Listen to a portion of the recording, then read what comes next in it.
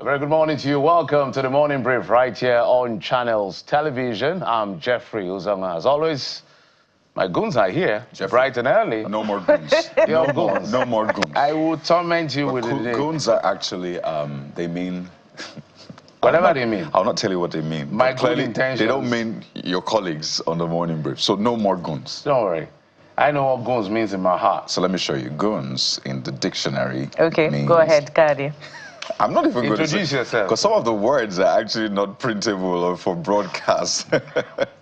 Well, a violent, aggressive person who is hired to intimidate or harm people. No, that's not the intention. Oh dear, Jeffrey, no more goons. That's not the intention. Anyway, it's Tuesday. Good morning. Welcome to the Morning Brief right here on Channels Television. I am Bukola Koka. And I'm Kayode Okikulu. There is actually something called good intention, but it's received or it's deemed opposites. And I think that's what just happened. You know, you use terms or you do things and you do it with the very best of intentions. But sadly, in the bigger context, it's deemed inappropriate. It's deemed goonish in this case. Whatever you say. My intention supersedes the definition. That's just as the third-party insurance instructed for check by the Police Inspector General is well-intentioned, but it seems to be turning out to be an albatross for the Nigerian public. And that was the fear, you know, that the public expressed at the beginning when the Police Inspector General gave that order. And that, you know, the Nigerian police, knowing them for this unwholesome reputation. We're not saying that that's the way all of the men of the force are, but, you know, for this wholesome reputation of harassing and extorting innocent Nigerians, when the real work is there, you know, to rein in on, you know, careless drivers and articulated vehicles on the road. But those vehicles that they can extort, you know, vehicle drivers that they can extort money from, that was the fear expressed about the collection or the check of third-party insurance. And that was seemed to play out in Akwa Ibom State when a pregnant woman was harassed over her inability to present third-party insurance. And the story is to the effect that she was intimidated up to the point that, you know, she collapsed. And, you know, that is very, very unbecoming of whatever, you know, intention that the check of the third-party insurance presents. That is, you know, another man's wife, and someone who was in that state. That was the height of insensitivity, and one wonders, you know, what training the policeman, you know, in question now got, that they may have treated this particular woman in this manner. And we know exactly what may have transpired. Had that woman, you know, presented something in exchange for her freedom at that particular point in time, then maybe she may have been let off. So we must, you know, introduce better ways, you know, of checking for the ability or otherwise of vehicle owners to present third-party insurance. Perhaps technology should be deployed, you know, to check in third-party insurance, and then we'll eliminate, you know, ill intentions of certain members of the force. I know the police has been speaking to that particular incident, and the side of the police was one, and this was on X, the police spokesperson for the Akwa Ibom State Police Command put a statement saying that the woman was lawfully stopped for contravening traffic regulations and for driving with expired vehicle particulars, and also without a valid third-party insurance at Doro Road by Atiku Abubakar Way. But the part that is quite tricky is that this police statement said that rather than proceeding as directed to the station, that she first diverted to a park in Itam and later to another location within the same area with the constabulary officer in the car, where she suddenly raised a false alarm, endangering him. So the police is saying, well, it conducted its own work lawfully, and the woman did not go to the police station as directed, but diverted somewhere else and then raised a false alarm, putting the police officer's life in danger. And the statement says police had to come and rescue the police from the woman in that sense. So two sides to this story now, and there are always three sides to the story. In this one, the woman, she has said her own, the police has said yes, and then there's the truth in between. At the end of the day, what is important is that we must be law-abiding citizens. Yeah. Police must do their work within the ambit of the law. One of the things that I think we should start agitating as citizens for our police force is you need some basic level of education to join our force. Let's look at the threshold of entry into the police force again, because I'm worried about law enforcement officers. This is generally not just talking about a Akwa Ibom incident. I have friends in the police, I have people I know in the police. I've seen PhD holders and well-read people, and there are people I've also seen and wondering, how did this one join the police in the first place? How does a law enforcement officer he doesn't know the law in the first place? And sometimes I feel that some level of unconscious bias with observation has shown that it's like law enforcement, police and all of these guys is primarily for middle-class people like us. The rich have the police protecting them so they can excuse. The poor, like the ones, the not so have in Lagos, the Korokwe drivers, when they misbehave, they can prostrate, go naked. In fact, the police look away.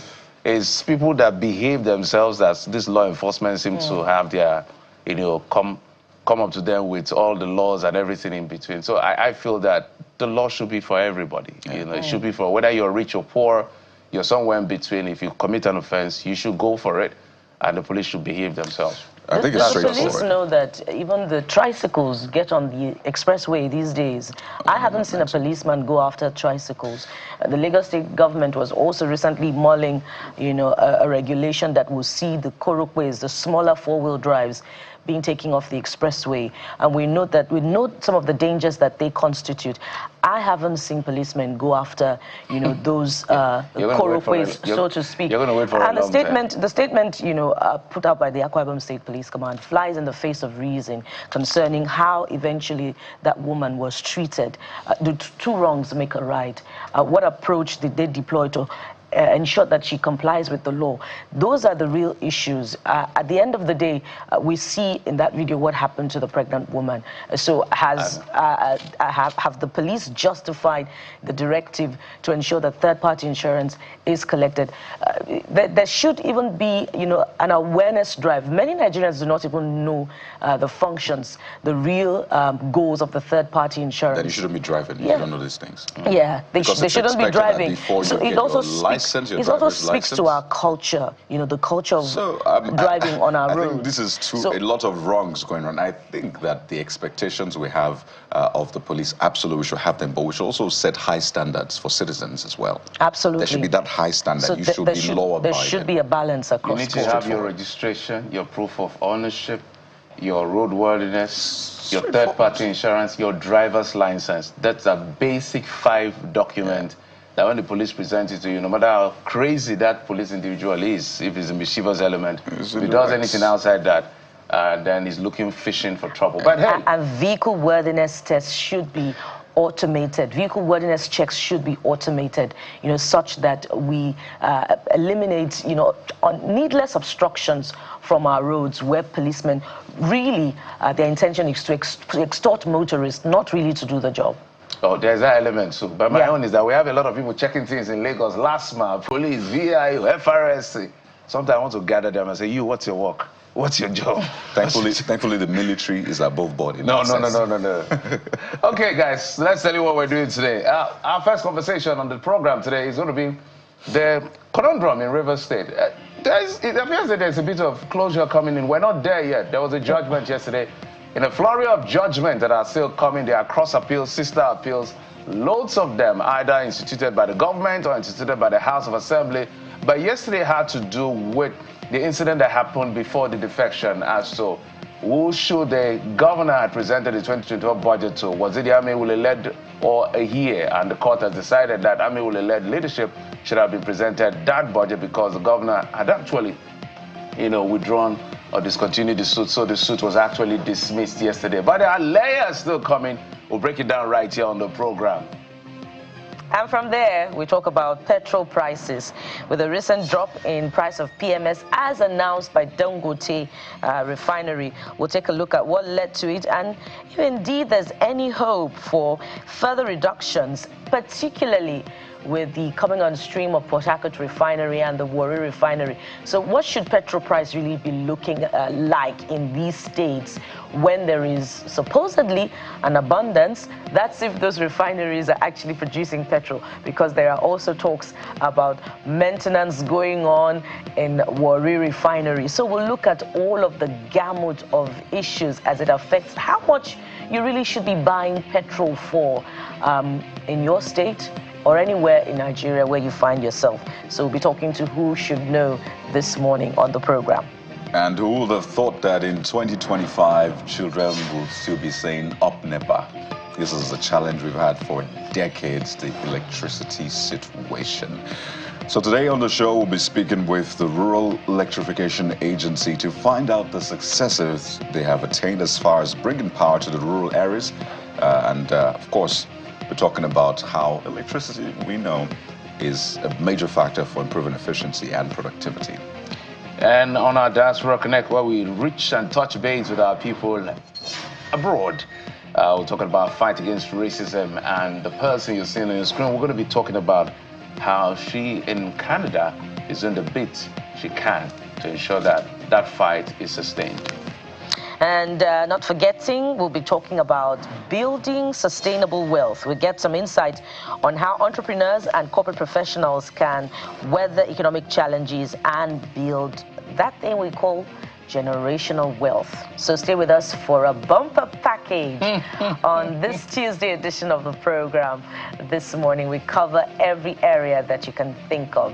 After all, it's your perfect morning starter. So let's get started with the dailies. And yes, let's begin with this Nigeria as our first daily to look out what exactly is leading on the three-man assembly. Supreme Court dismisses Fubara's appeal.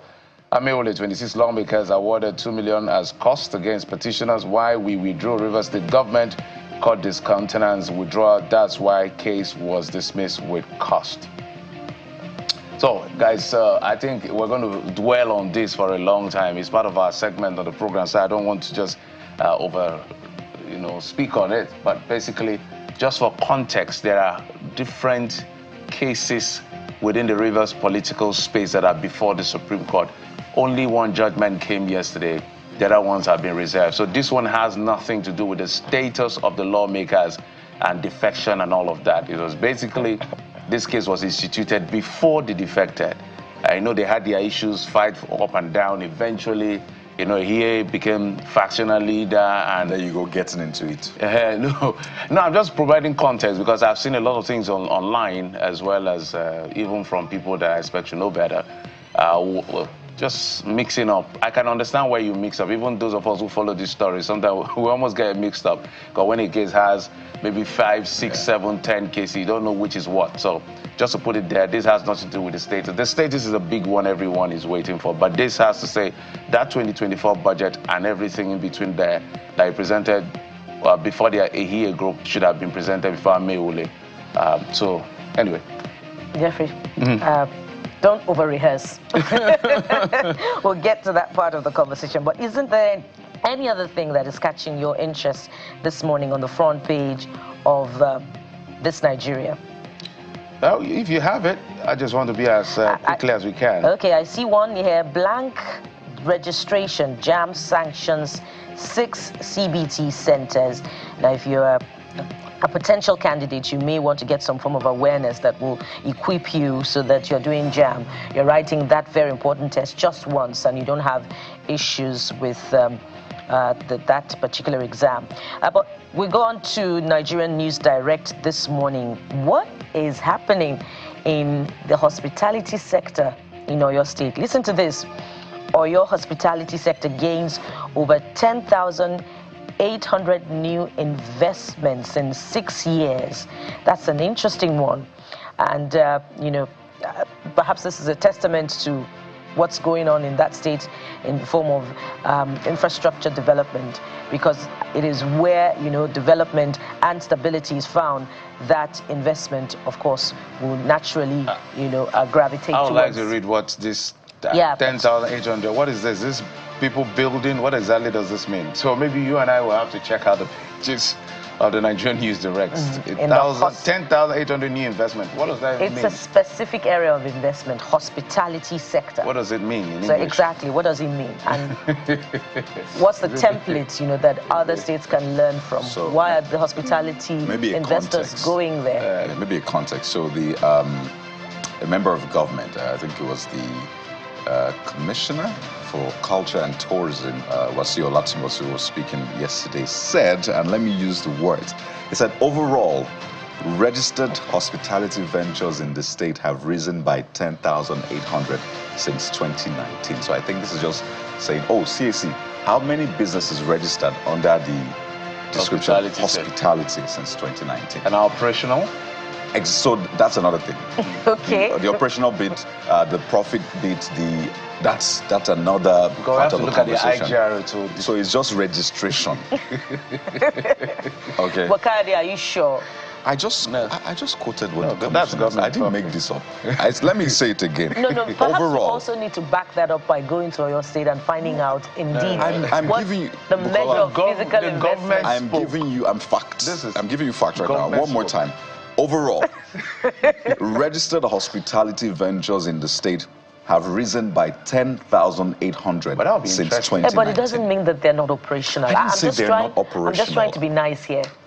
I'm not being nice. I'm just saying this is what he said, registered. Now, the other bit of the conversation is something else entirely, which absolutely, I mean, all of them could be profitable, okay? But I'm just saying this is what the commissioner said. So from beer parlors to hotels to pubs to anything, or people that are doing, what do they call it, tour guide and all of that. So call a tour guide company. That's also if all of these are operational, this is impressive. Absolutely. If this is operational in 6 years, this will be quite impressive. That means this should affect IGR of the state and all of that. So, well, even if there are beer parlor investments there, despite not the days of little beginnings. Come on, it's an investment. Nobody's despising anything. At the top right corner of Nigerian News Direct this morning, there's this one that should also get your attention.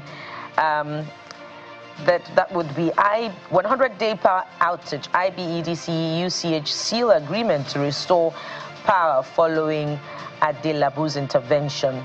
And, this is heartwarming, following that very disturbing picture that we saw days ago of how patients brought generators to the hospital just to ensure that their treatment is seamless. So we understand that this intervention has been provided to ensure that the situation changes. Yeah. And right under that, okay, we'll leave it there for the Nigerian News Direct. Absolutely. Turn our attention to the Nigerian Tribune, and this paper is heavy on politics this morning.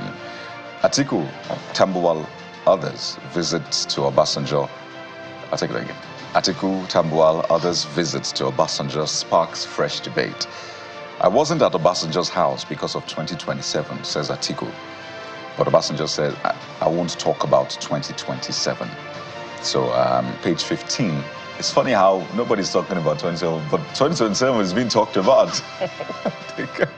Because somehow this has now centered around 2027. And you see the picture of them at his residence yesterday. So if they won't talk about 2027, maybe we also should not talk about 2027 and move on to the next headline on the front page of the Nigerian Tribune. But we know that prior to this time, there was no particular love lost between former president and his former I think they resolved it prior to 2023 elections. I think they mended the broken fence or the broken relationship, as the case may be. Well, I've learned that when politicians are saying look left, don't look left, just look right. That's all I'm saying. Or look both ways and look up and down, just cover all the angles. So since they say we shouldn't look at 2027, let's assume that 2027 is front. We're looking left, right, up, back. I said what they are saying we should not look at. Thank you. Well, I have amended to the effect that it's okay.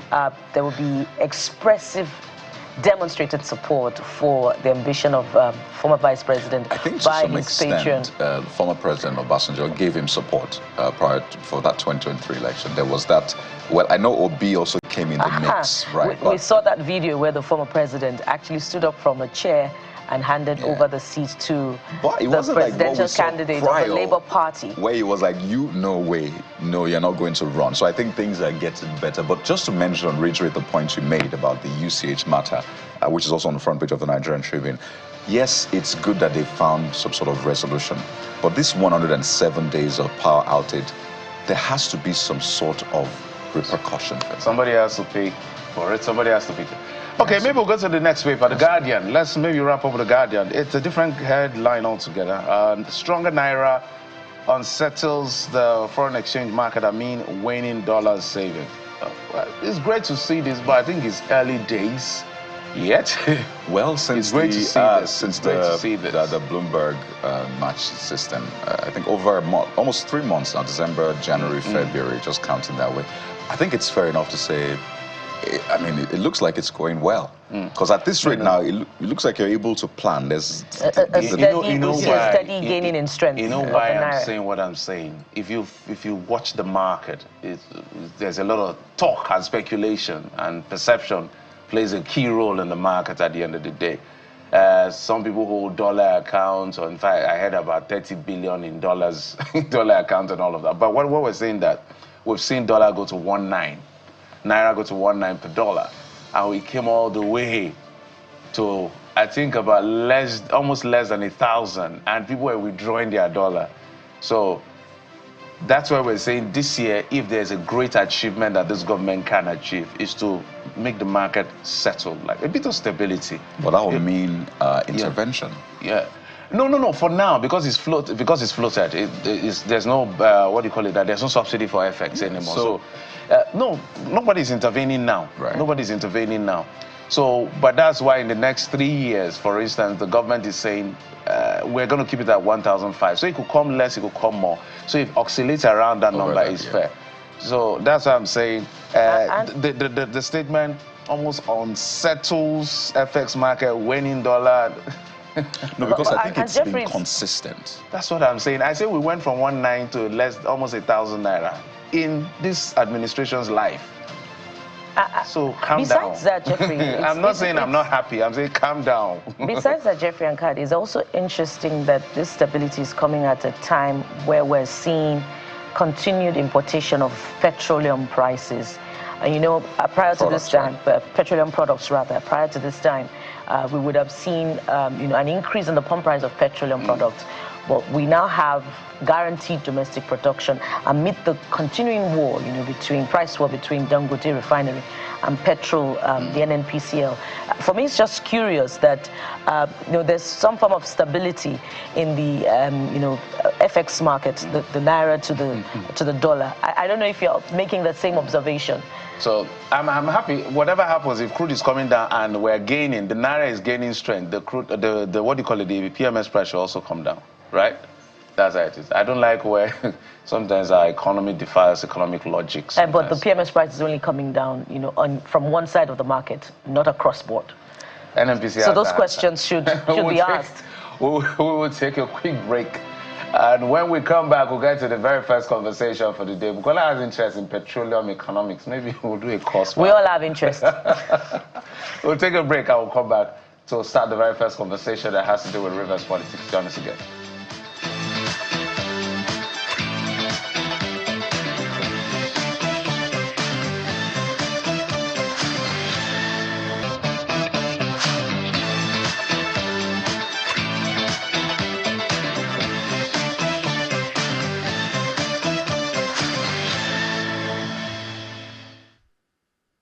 Welcome back to the Morning Brief right here on Channels Television. So it's time now to delve into that Supreme Court decision by the three-man panel affirming the Martin Amewule-led assembly. But remember that this case has to do only with the presentation of the budget from last year, 2024.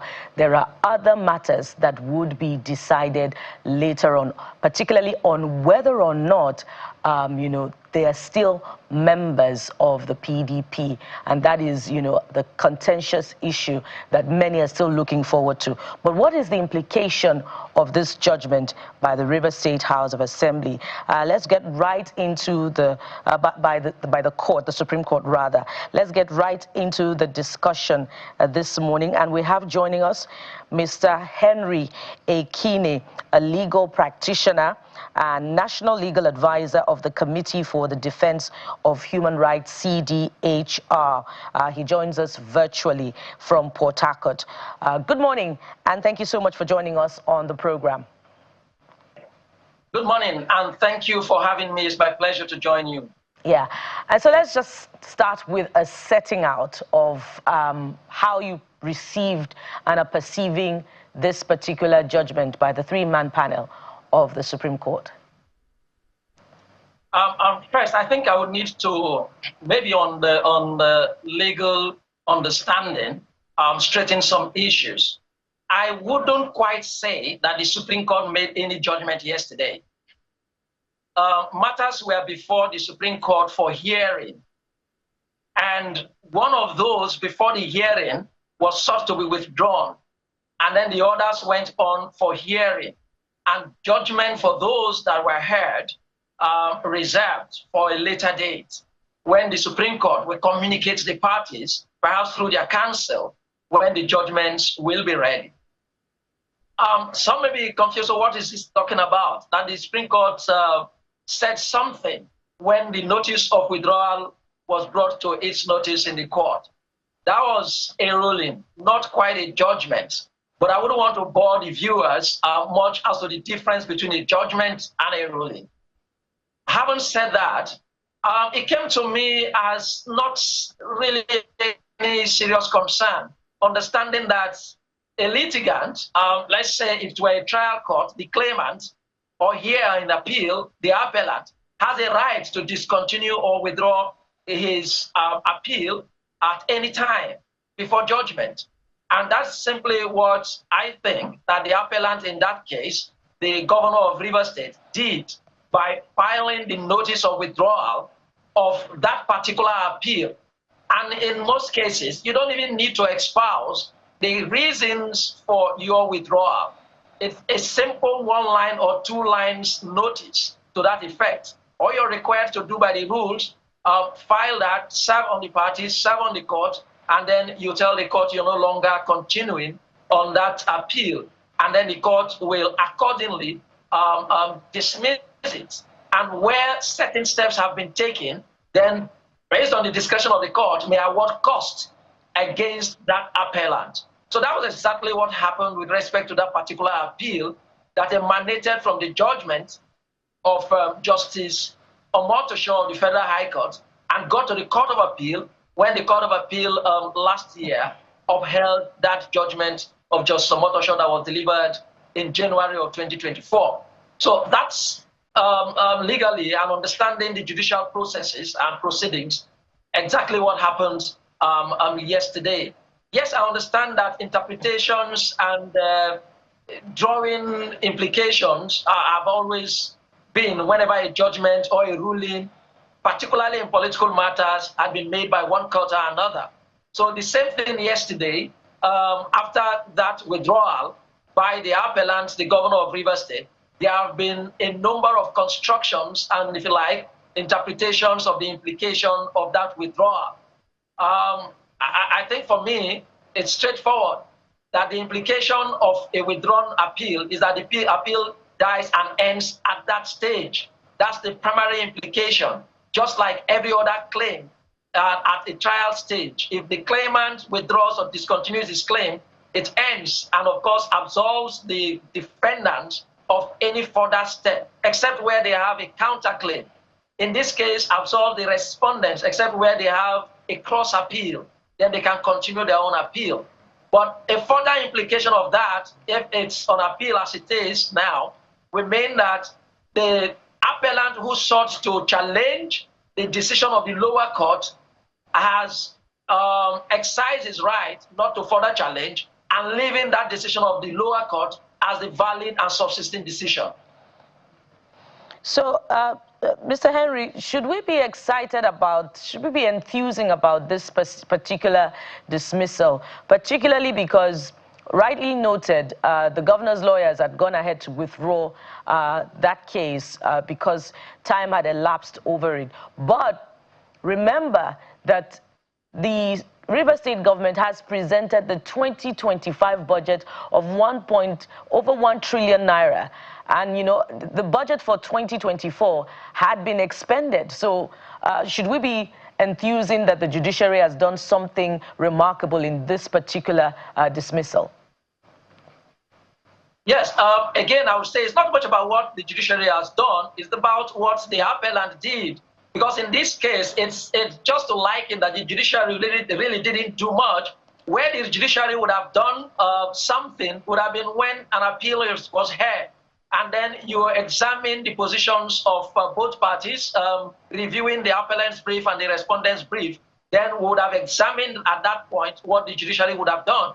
But now, I think what is important here is the 2025 appropriation law has no contention at all. I am not sure, to the best of my knowledge at the moment, that anybody has instituted any action, of course, which would have been at the trial stage, against that appropriation law, whether the validity or otherwise of that law, or the procedure or passage of that law. So the 2025 appropriation law of Rivers State of 1.1 trillion naira is sacrosanct and has no bottleneck whatsoever, has no challenge or dispute over it whatsoever, and it has taken effect. It has commenced, and enforcement or implementation of that law has begun, and I don't think there's any challenge. So let's retract to 2024. The 2024 financial year, which began in January of 2024 and lapsed in December of 2024, has become history. If it were a human being, it's been interred. It has died and passed and has been buried.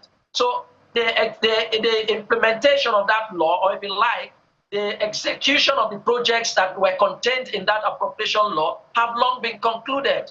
I am not sure in the case of appropriation laws that they transmit, or in fact, they go beyond the financial year. Appropriation laws are unique. They are different from other legislations in the sense that they subsist only for that financial year.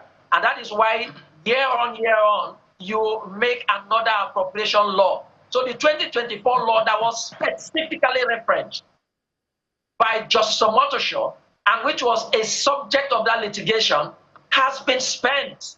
And time and circumstance have overtaken that particular subject matter. So it becomes what lawyers would say, and I think that was also what the counsel to the governor, the appellant, further interpreted when they granted interview, the reason behind their withdrawal, that it had become an exercise that you would merely describe as an academic exercise, a wasting of the time of the Supreme Court that is already overwhelmed with a number of matters before it to determine. So it was only wise that any appellant who has a matter before an appellate court, and clearly the matter has become a mere academic exercise, you discontinue it. It happens even in the trial courts. So it's not the 2025 appropriation law that is referred here. And the judgment of Justice Omotosho with respect to the appropriation law of 2024 in Rivers State has got nothing to do with 2025 appropriation law. It's not a judgment in perpetuity that will continue to affect every appropriation law in Rivers State, and God forbid, I would say. All right, Mr. Henry, so we can talk about politics, we can talk about legal attrition, but let's stay with the context of what the ruling has to be. In practical terms now, and I want you to give your own view as far what this means.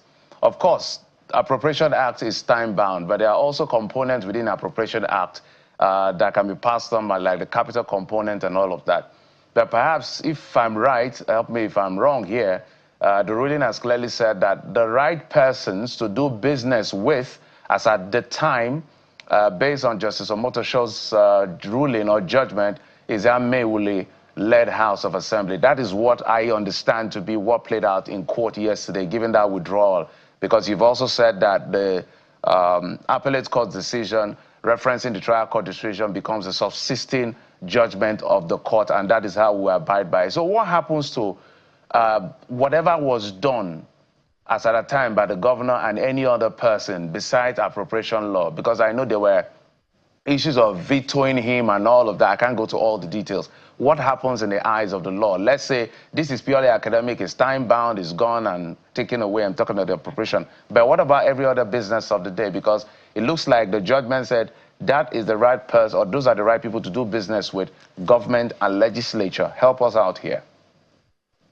Yes, I think this will clearly be addressed by going back to the matter that was brought before Justice Motoshaw. And permit me, it may take a bit of time to analyze this, so we understand my view and my position in that regard. When Martin Amaewule, in November of 2023, at the time he was the Speaker of the River State House of Assembly, that's important, that's number one. So when he instituted this action before the Federal High Court on the 29th of November, he was the Speaker. So he instituted the action. River State House of Assembly was the first plaintiff, and Martin Amaewule as the second plaintiff. It's important to even attempt to identify the defendants in that suit. The defendants from number 1 to 10 were the National Assembly of the Federal Republic of Nigeria, the Senate President, the Deputy Senate President, the Speaker of the House of Representatives, the Deputy Speaker of the House of Representatives. But before that, the majority leader of the Senate, the minority leader of the Senate, the same in the House of Representatives, down to the clerk of the National Assembly. Then from 11, the 11th defendant was the Governor of River State, and of course the Attorney General, the Commissioner for Finance, the Accountant General, the River State Civil Service Commission, and Right Honorable Edith here. The reason I took out these parties is to let you understand what it was that the Martin Amaewule approached the court for. It was a preemptive action. He wanted to stop the National Assembly from taking over the proceedings of the River State House of Assembly. He was afraid that the governor of River State was going to approach the National Assembly. So that was why you had those defendants from 1 to 10. Beyond that, he also had thoughts that the River State government, the executive, were going to withhold their funds. So he sought the order of court to restrain the governor from withholding their funds. And again, when it became clear by the 11th of December 2023, they defected, himself and 26 other colleagues of his defected. So remember that in November 19, 2023, when the action was instituted, he was the Speaker. So when Justice Motoshaw had this matter before him to entertain, of course, it was only reasonable that the River State House of Assembly that was appropriate would have been that was under Martin Amaewule. But it is only reasonable as well to be pragmatic, and judicial activism will require that when Martin Amaewule lost his position in the House of Assembly and was no longer a Speaker, progressing to December 2023, you can't expect that the governor of River State or the River State government will go to Martin Amaewule's house and request of him to perform the functions of the Speaker of the House of Assembly when we had another one, or to make nominations and take to Martin Amaewule. That was the critical disconnect that I think that we have to scrutinize in that judgment.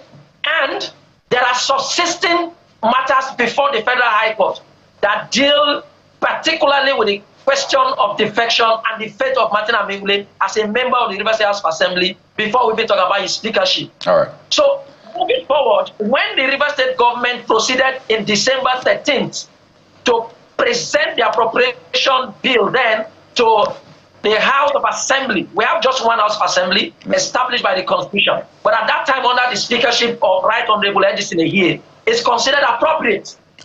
All right, Mr. Kennedy. So when Justice Motoshaw went on in January to deliver judgment as if he was retracting to 29th November 2023 when Martin Amaewule was Speaker, I don't fault Justice Motoshaw, because the processes before him showed that Martin Amaewule at the time was the Speaker. All right. So if he held that Martin Amaewule's victory, supposed victory, by virtue of that judgment, was impeded, impeached, questioned, and of course made nugatory by his action of December 2023. All right, Mr. Kennedy. Of which there are matters that are subsisting, challenging his membership, which himself is defending. We appreciate the backstory you've given and this, chronicling of the events. But in other words, the struggle continues. Is that what you're saying? Oh, well, it's unfortunate, but it does appear that we await the actual decision of the Federal High Court or Nigerian Judiciary with respect to the critical question and the fundamental issue of the defection of 27 former members of the River State House of Assembly pursuant to the Constitution of the Federal Republic of Nigeria, particularly Section 109, subsection 1, paragraph G, even considering the proviso thereto, and the decisions of the Supreme Court that have laid the precedent based on the sacred principle of stare decisis. So we await the judiciary, including the Federal High Court in Port Harcourt, to make decision in that regard. And again, the Supreme Court that have adjourned for judgment on some of those appeals that have been heard yesterday, I do remember that I think one of the appeals has a connection with respect to the defection when a particular political party approached the Federal High Court before Justice Peter Lifu, requesting and demanding the court to order INEC to conduct elections to fill those vacant positions. I believe, and if I'm not mistaken, that would be one of the appeals that was heard yesterday. I asked so when we get to that point, then we'll have a complete conclusion of all of these matters in Rivers State. Right. I asked simply because you go to the court and expect that the court will fix the situation in a certain time frame. So if we went to the, if these parties went to the court and tried to seek some sort of redress, and I'm talking spending time, a lot of money, this has obviously had its impact on governance as well, particularly this case in question. And after months, it's almost like we're back to square one. It didn't change anything. Shouldn't that concern everyone in question? First, the role of the judiciary, the role of legal practitioners as well, and of course the role of the politicians. It's almost like we just wasted the time of Rivers people, we wasted their resources, we wasted the precious time of Nigerians, only to come up with nothing. Absolutely.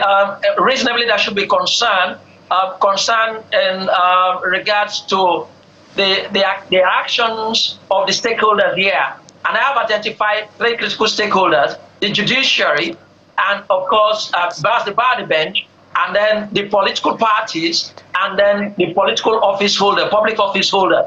So I think we've come to a point where we need to actually separate those political interests of political office holders and the general and larger interests of the people when it comes to governance. But we are fortunate in Rivers State, I would say here, Kayode, that governance has been on since 2023 in Rivers State, not seriously impeded, but I believe that probably would have done much better because the administration of His Excellency, the Governor of Rivers State, has gone on.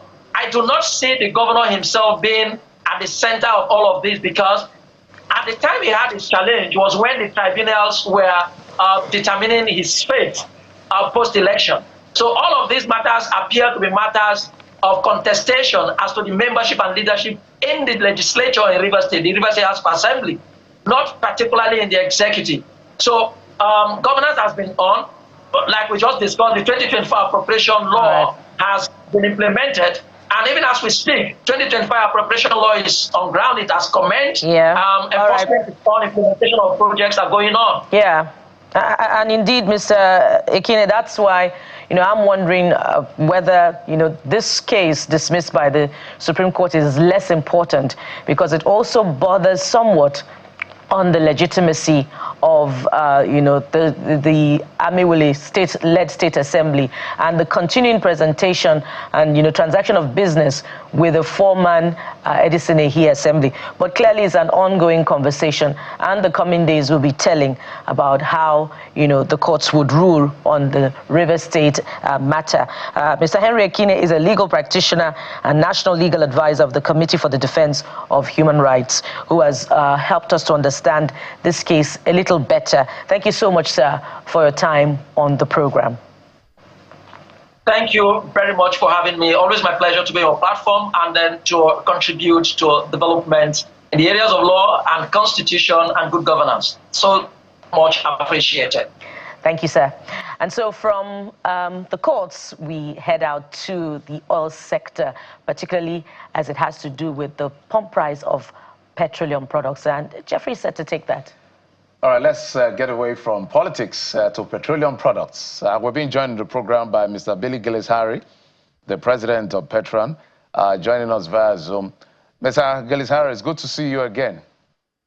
Thank you. Good morning. Good morning, Ayo. Good morning, Nigeria. I think everybody. The natural thing to say is how is Port Harcourt? So one of the things while we're having this conversation, what is going on in the petroleum sector is like what is also going on in politics. So sometimes we try to look at exactly what is playing out. And we wanted to find out a few things as to pricing, relationship with the NNPCL, and even with Dangote refinery. We read somewhere, I think I saw somewhere where we understand that marketers are beginning to consider to just buy from Dangote refinery rather than NNPCL. I want you to clear the air on that, and what does that mean, whether it is true or not? Well, you know, PETROAN membership spans across all the sister organizations. Anyone that has a retail outlet ordinarily will attempt to become a member because of the benefits that are inherent therein. Our members, as I can speak to you today, are lifting from every possible source, where our loyalty is to every possible source where we can get petroleum products. Primarily, we have a long-term relationship with NNPCL, and so that is the one company that an agreement has been entered into for so many years, and will continue to benefit the values of those agreements with our bulk purchase agreement and the allocations of product therefrom. We also know from Dangote refinery, because that is a very, very credible source that we also will lift petroleum product from. However, PETROAN has also entered into a business relationship between the Dangote, MRS, and PETROAN relationship. So everywhere there is product to be bought, once our members complete the necessary processes, they start lifting products immediately. As far as we know, NNPC is giving products. Even as late as Sunday, we got allocations from NNPC, and we're lifting from them. Some of them will live from Warri, some will live from Port Harcourt in the depots that NNPC has product.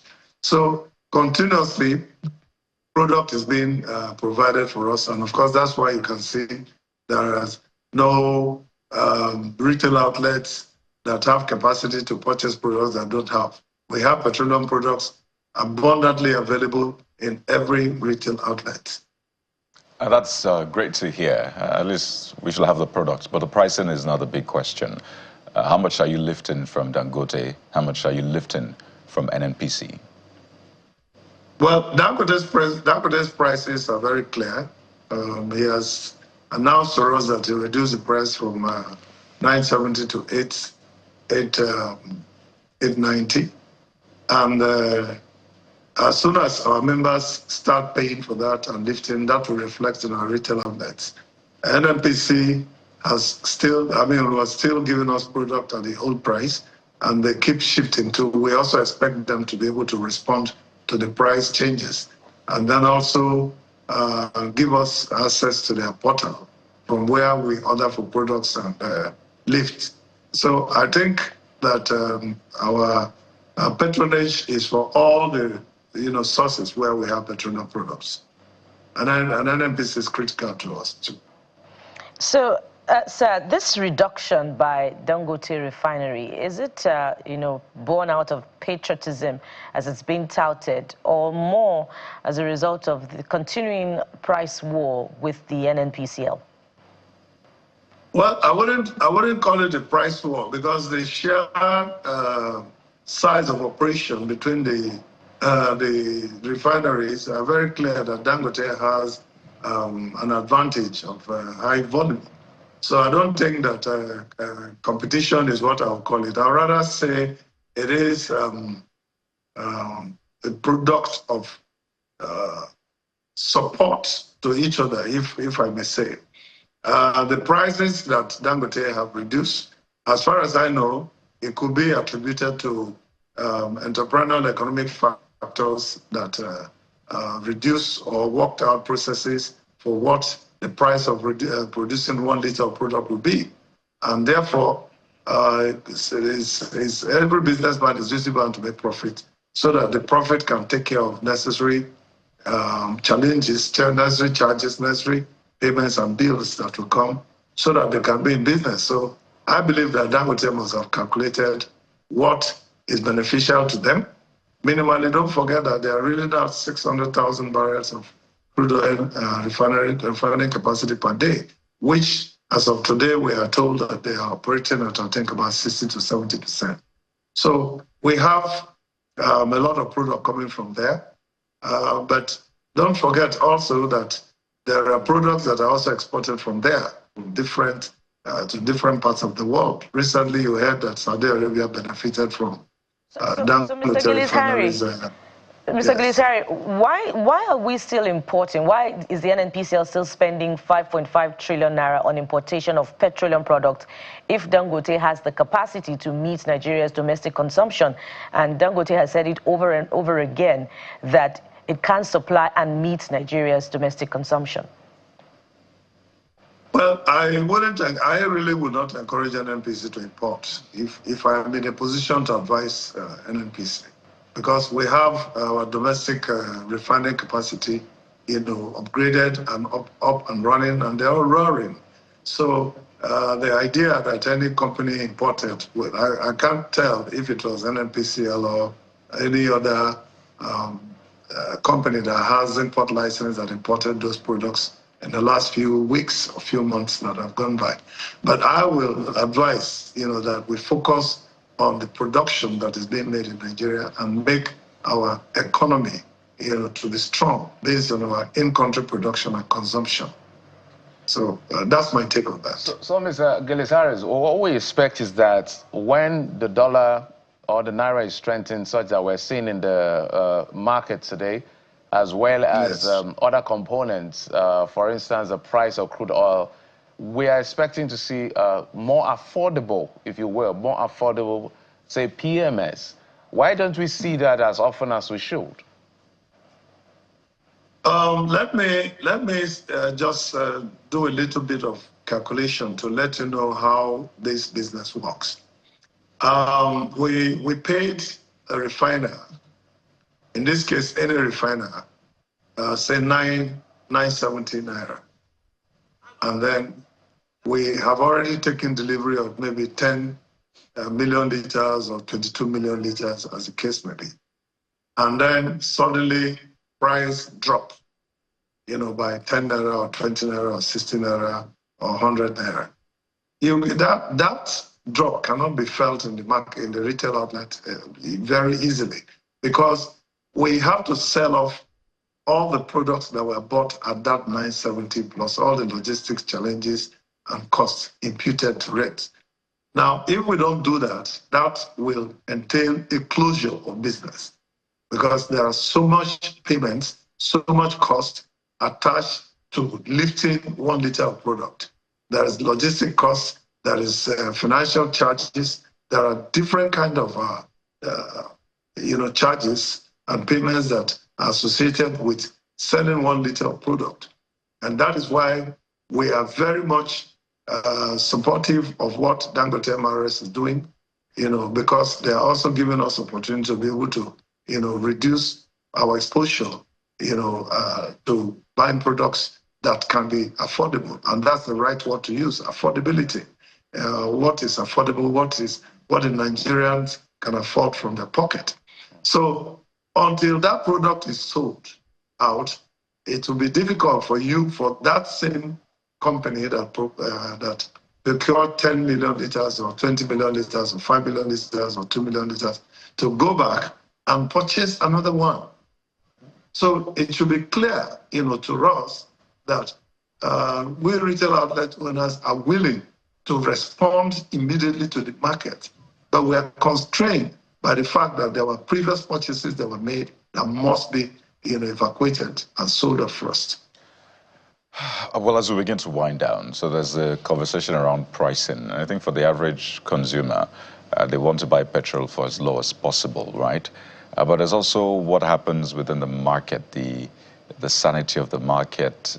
And for a lot of people, they are concerned that if all the calls that all the purchase should go to Dangote, Dangote should be the sole supplier of petrol in Nigeria, they might have a monopoly on our hands. Is that a concern you have as well? Is that healthy for the market, since NNPCL doesn't look like it's measuring up to NNPCL, or sorry, to Dangote in terms of refining, with all the talk around importing and the rest?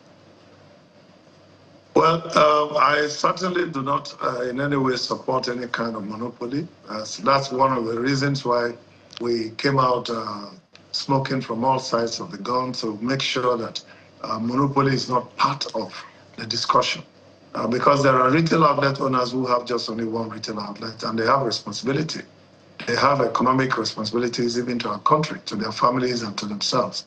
And so it's important that even the smallest should survive and be in business. But we are not afraid that Dangote or any other refinery is moving towards monopoly, as was earlier suspected or thought about. But we'll continue to advise that let refiners refine, and let depot owners keep storing, and let retail outlet owners keep retailing to everyone. So the whole value chain has consistent business to be to our obligation, to make sure that our obligation to Nigerians are met. All right, Mr. Achilles-Harris, we hope to see the prices reflect across all the cities and centers where we buy petroleum product, because we can't see that as much as we should. We're hoping that all the dynamics will come to play so that we'll reap the benefit of this. And then in closing, I know you used to buy 33,000 liters for about 5 to 7 million, and there was a loud cry as to now it was 50 million. How much do you buy now in just 1 second? Well, it just only shifted a little bit down to 40-something million on the higher side. We consistently will reflect that in our retail outlets. Once we buy less, we sell less. Once the cost of the landing 1 liter of product is less from the refiners and from the depots, we will also reflect that in our retail outlets. And I can tell you that PETROAN is very, very insistent on availability and affordability, but also much more than that, discipline and other, according to what the PIA law says. And that's why we will encourage that monopolistic tendencies of any kind should not be encouraged. Everybody should be allowed to play in the markets. And even importation should not be a crime, because it is not a crime. The PIA make provisions for that. But for patriotic Nigerians, as we are, we encourage that let us pursue our internal markets and grow our economy strong. All right, market dynamics. It's just that we're saying, Mr. Achilles-Harris, that because of the pressure on FX, when it comes to importation, at least we should just let it go now that we're backward integrated. Thank you so much, Billy Achilles-Harris, the president of PETROAN. Thank you for always coming through whenever we call. Thank you, sir. Thank you so much. On X, Kayode takes it from here. Kayode. Yeah, let's start right with a video that trended last year. I think it was August, about a legal practitioner who raised the alarm that clerks in a certain magistrate court were trying to get, well, was it 20,000 Naira before they process bail. And that video really trended. But guess what? A decision has now been made. But just to refresh your memory, here's that video. And this is where the lawyer was raising the concern last year. It was in August. Take a listen. Okay, we'll show you that video, but let's show you the statement now that has been released to that effect. And we understand that this might be a victory, at least for the judiciary in that sense. So we can tell you now that the Anambra state government has released a statement saying that the chief magistrate who presided over that court has been suspended from duty for 3 months without pay, and that's effective January the 31st this year, having been found liable for a case of misconduct. And guess what? The clerk as well was also suspended from duty for 3 months without pay, effective from the same date.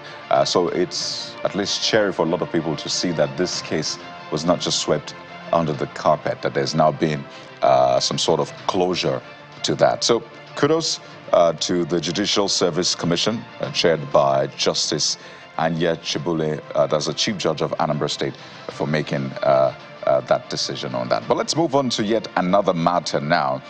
And this is from the EFCC. The spokesperson of the EFCC at a gathering recently talked about the breaking into houses that Nigerians have complained about, at least from the EFCC. But guess what he said? Mr. Oyewale said, in his words, most times those breaking into houses are not EFCC officials. So take a listen to some part of what he said. Our own way, it's a carrot and stick thing. We have our own way of dealing with that. Okay. And don't forget that it is not all of these cases where you have people breaking in and, you know, all of these, most times they are not EFCC officers. I am telling you. I have had calls severally to say that some of these kids that you see online, you see people wearing happy car, wearing all these funny things. No, now, that's not EFCC. I'm telling you. But people do that to discredit us, and we have been shouting and shouting and shouting, making, I can't recollect how many press statements I have written to say that all of these people, they are not from us. Now, if someone comes and he says, oh, I am from the EFCC, ask him to establish his identity. This is a country where people don't interrogate. They don't. You cannot tell somebody with power to identify him or herself. You can do that. Sir, when you can tell from the reaction of the crowd here that clearly a lot of those things didn't sit well with them. And I imagine for you too, you're thinking, yes, we may have had some of those cases, but it would be good to see the EFCC disclaim those cases, because for the ones we've seen, there are some of them entering a room where there's a lady slapping a lady. Those were EFCC officials. Some others too, they were EFCC officials. So, dear Mr. Oyewale, for those that you say are not EFCC officials, disclaim them on this same level, either on your X platform or whatever. Send it to us. We're happy to show the world. So please absolutely disclaim those ones that are not true. But let's move on now. This was a very interesting scene yesterday in Edo State. It was the... Oh, by the way, that's a video of the legal practitioner that trended last year, August, from Anambra State, saying that the clerk, Anambra State, the clerk was seeking bribe. So that's the video that trended in August, and the decision has been made. All right, just to refresh your memory. But let's move on to something that played out in Edo State now. Two-Face, Baba, made an appearance, not on stage, not for music, but at the Edo State House of Assembly. And a lot of, naturally, were wondering, what is going on? So let's allow you, just take a listen to the commotion that played out yesterday. Slight commotion, that is. So guys, Two-Face.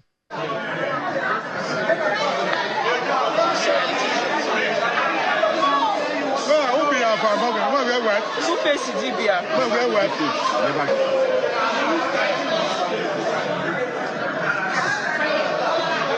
Now Two-Face, so guys, Two-Face just entered the House of Assembly, and he has caused commotion everywhere.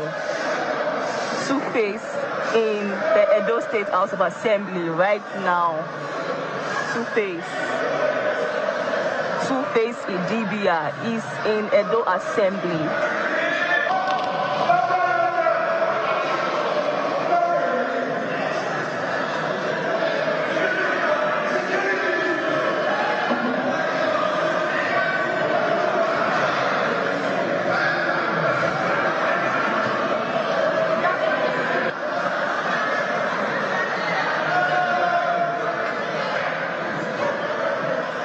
That's what played out. Let's get some things clear. Members of the public, journalists, and the rest can witness plenary, okay? You can sit at the gallery and witness plenary. So for those who are asking, last we checked, Two-Face is from Benue State 1. He's not elected member of the Edo Assembly.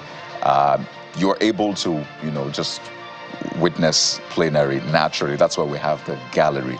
Now, what he was doing there is another case entirely. I am not able to confirm or deny why Two-Face was at the Edo State House of Assembly, but that's what really played out. I know there's been a lot of talk about his relationship with Annie and all of the other issues, but what we can report is that, yes, he was indeed there, and there was some sort of commotion, as you would expect. But let's move on now and go over to the courts. There was this very heated exchange between the leader of indigenous people of Biafra, IPOB, Nnamdi Kanu, and Justice Binta Murtala Yako. So just take a listen to some of the things Nnamdi Kanu said yesterday. Why is it when it comes to my case, they turn the law upside down? They turn the law upside down. Upside down. Upside down. This is the laws of Nigeria.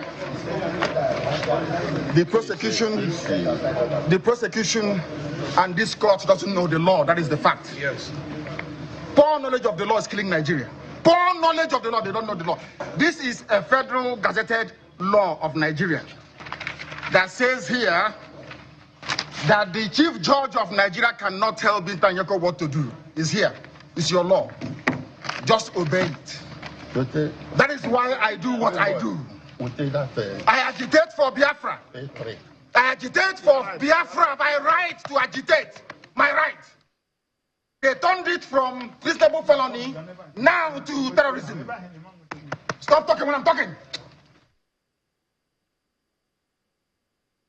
Well, he had to straighten one of his legal representatives not to talk while he's talking. And very interesting scenes there, really, from the court. There's been a lot of back and forth saying the judge is biased and is not competent to sit on the case, and the judge saying, okay, fine, I don't want to sit on it. But then the case returns to the justice, and I think there's meant to be a procedure to that. But it's a lot, really. But let's see what you're saying. First off is Robert De Leon on X, speaking about this one, saying another case delayed indefinitely. And this user believes that justice delayed is justice denied, especially in sensitive matters like this one. This has been a long, winding case, really. There was a time of whether he was discharged and acquitted or not. That's, by the way, from the previous government of Muhammadu Buhari. So this government inherited that case and is proceeding with it. Sadiq Abdul says, personally, and that's the next user, Sadiq Abdul says, personally, I feel he is worsening his case, so making his case worse, and creating more problems for himself. But this user ends by saying, but he knows what he's doing. Well, let's take one more comment from this one, and it's from Oni Uyi Ekete, who says, again, as a lawyer, I am equally struggling to understand why Justice Nyako, who previously recused herself from the matter, will once again preside over the matter.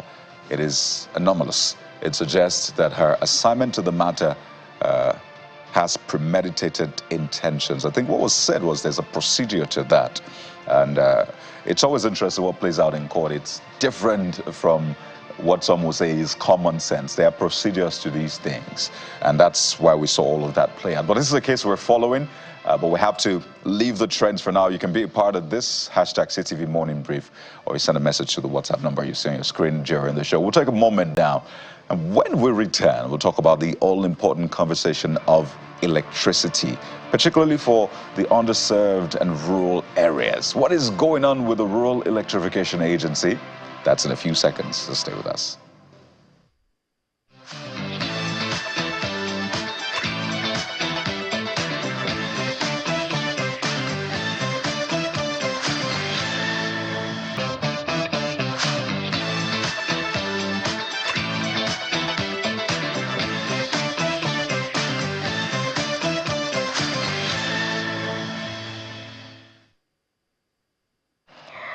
Welcome back. And so even the very first of creation elements was light. Let there be light. So what can we do without electricity? But let's go to the underserved areas where, according to reports, there's only 41% access rate.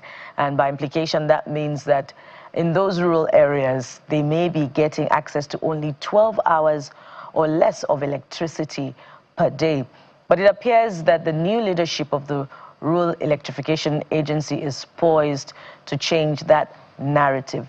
Now, let's talk to the man himself as we welcome here to our Lagos studio, Mr. Abba Aliyu. He's the Managing Director, Rural Electrification Agency, who joins us right here in our Lagos studio. Good morning and welcome to the Morning Brief on Channels Television.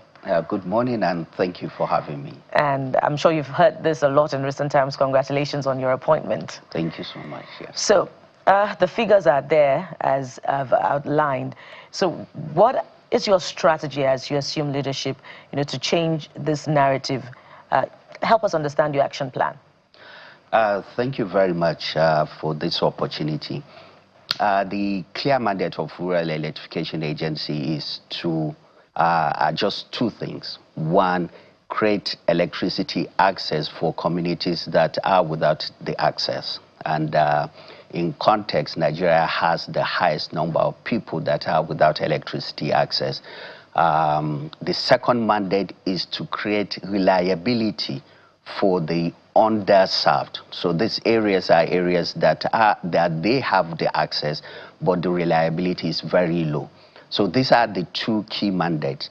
And my action points are just 5 key areas. One is to clearly face this mandate with a lot of rigor. We undertake to electrify 25 million Nigerians in just 30 years.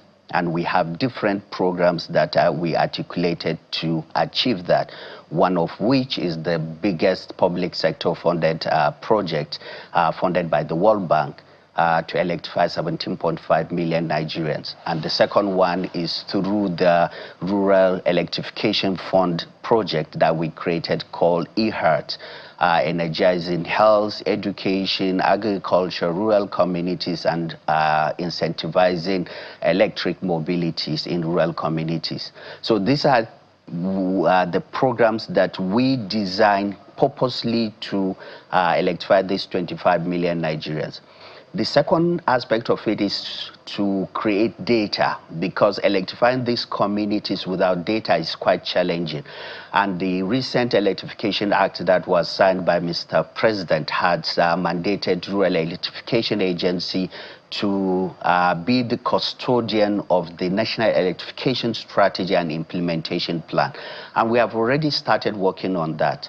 The plan is nothing other than mapping the entire country to determine where are the so-called unelectrified communities, where are the communities that are underserved, and where are the communities that are getting much electricity. So the plan is going to be a bottom-up approach, going to all the communities, determining their level of consumption, determining whether they have the access or not, determining what is the most efficient means of providing them with this electricity. Should it be a renewable source of generation, or should we extend the grid? Because if the community is very close to the grid, should we extend the grid to serve these communities? So we will aggregate all these plans for these communities to local government level, to state level, and aggregating it to have a national electrification plan, which would give you the total number of communities that are without the electricity, total number of the underserved, what is the level of consumption of these communities, what is the best means, what we call the least cost of electrifying these communities. And at the same time, this plan will tell you, if you see the community, will tell you how many households are in these communities, what is the number of houses in the communities, what is the nature of occupation, what is the total number of people within the communities. So this is a plan that we have already started working on. If you are following the news, you will see that Rural Electrification Agency has been engaging state-by-state roundtable. Just last week, we had with the Jigawa State government, where we provided them with this data of Jigawa in front of the executive governor. We showed them that there are opportunities of about 500 mini grids that can electrify more than 1 million indigenous of Jigawa State. And where these mini grids potentials are, and all the socio-economic variables around these communities that require this mini grid. So that's the second aspect of it. The third aspect of it is for us to continue to support critical sectors of the Nigerian economy. We have been intervening in education, in health, and agriculture. Just recently, it's been on the news, I've been saying it, that we recently completed intervention in 7 universities and 2 teaching hospitals, where we provided them with a hybrid mini-grid that would provide these universities 24/7 reliable, cost-effective electricity. One, for example, is in the University of Maiduguri, where we deployed 12 megawatt capacity powering the university and the teaching hospital, and has the potential to even power the only water treatment plant within the Maiduguri metropolitan. So these are kind of intervention. And we completed 7 universities and 2 teaching hospitals, and we have now started a new line of 8 universities and 1 teaching hospital. And the commissioning of the new phase would start as early as April this year. So this is the intervention. Then we also intervene in the health sectors, where we deploy 100 containerized 50 kilowatt peak mini-grid at various health institutions, some of them, 2 of them here in Lagos. So we're intervening in health, in education, and in agriculture. In fact, the first event I presided as the confirmed MD of Rural Electrification Agency is signing 23 agreements with private sector to deploy hybrid mini-grid in 23 agricultural clusters. We used our mapping, geospatial mapping, to identify agricultural hubs that require this mini-grid to enhance productivity, to also give the farmers opportunity to farm all year round, and at the same time also reduce post-harvest losses, which is the greatest challenge affecting the Nigerians' food security. So this is the third point. I know you have a lot to say, Mr. Aliyu, and it's brilliant, some of the outlines you put out and reeled out. But I wanted to go back a little bit. You were in a appointed position, because this is important to whatever plan you have. You were in a appointed position, I think, from March last year up to January, when you were appointed as substantive for the next 4 years. And one of the reasons your predecessor were kicked out was allegations of fraud. So I'm wondering, what are you putting in place as an insulator to make sure that that doesn't happen under your leadership? Because all of these plans can be fantastic, and then the next thing we hear, oh, God forbid Mr. Ali has embezzled one money or whatever. No, that's not. I'm just, you understand my context. Because somebody lost his job and you had to be put in because the person was not doing his job. Though it's an allegation of fraud and all of that. And all of these plans are great. So what are you doing to curb the corruption or alleged corruption within your agency? Yeah, so very good question. Just also as a context, before my appointment, I was heading the World Bank and African Development Bank Project Management Unit, whereby it's a project management unit with defined process and well-enshrined transparency and accountability system. And when the current Honorable Minister of Power nominated me to even act in that capacity, he only knows of me. He has never seen me in person. But part of the reason, I think, why he nominated me, it's because of that transparency and accountability that imbibed in the project management unit that I was running at that particular time. So it is, and his expectation is to bring that transparency and accountability to the mainstream of Rural Electrification Agency. And this is something that had already started. If you look at it, one of the first things we did is, for the first time in the history of Rural Electrification Agency, to publish the capital project implementation plan of the agency, whereby the entire amount of money that was allocated to the agency in 2023 and how we spent that money was published. It's now in the public domain. And this is my own way of creating accountability, opening the agency to the general public, to even the journalists, to hold us accountable and see that, yes, we are doing the right thing. That is one.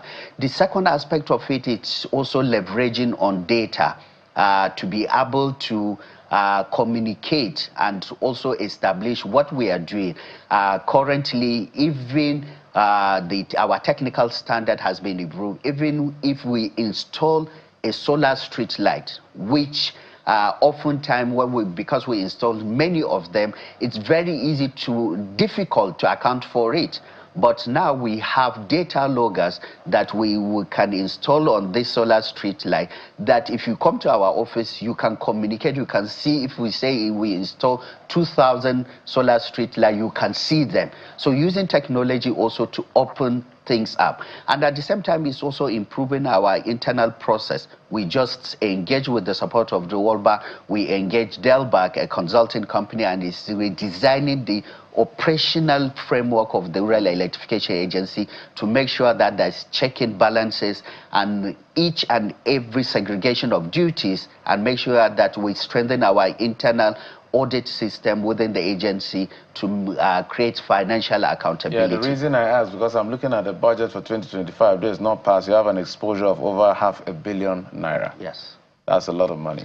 To show you that is also to show you a confidence that the current leadership has in REA. $500 billion, I must say, I must apologize. Yes, $500 billion, yes. And that is even just a bit of it. You have not even factored the $750 million that we are managing. This $500 billion is just the capital part of it. We have about 4 different sources of funding. And why we even get the $500 billion in capital budget is because the budget office, normally before any budget cycle, they do an assessment of federal government agencies based on their ability to spend the money, based on their intervention, and they rate those agencies, and that would determine how much that agency will get. And we got the feedback that based on our engagement with the budget office, that we have been rated as grade A agency, and that is why we get a lot of this funding. If you also check within the budget, you will see a new initiative of Mr. President, which was presented by Honorable Minister of Power, that we call the National Public Sector Solarization Initiative, a new concept that is designed to reduce cost of governance.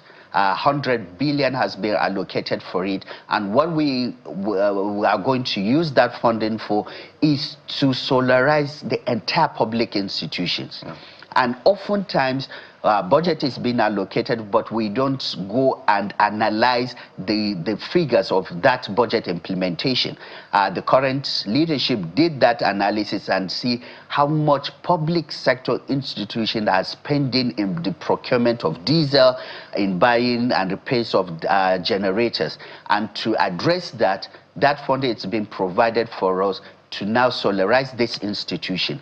And that amount of expenditure in our national budget meant for diesel purchase and generator purchase and repairs can be channeled to other relevant sectors of the Nigerian economy, thereby reducing cost of governance, reducing expenditure, and getting more resources for more development intervention. I'm just wondering why a rural electrification agency has not transited to other alternative forms of energy. Well, your administrative needs are well noted. But before we leave the matter of corruption, you've talked about internal audit and how that is important to ensure transparency at your agency. But what about external audit? Because a certain director of the agency is being tried, and if you look at some of the details, it is a partnership with consultants to the agency, to get some forms of kickbacks. So how are you ensuring, or is the government itself ensuring external audit, such that it deters directors or members of the agency from engaging in kickbacks from contractors to the agency? Oh, very good question. Even this external audit, for example, as at now, the 2024 external audit has been done, has been completed. We are about to sign it. So we have external auditors that also do our review of our books, which we are mandated to send it to the Public Accounts Committee of the National Assembly. Why we're strengthening the internal audit is because it's preventative.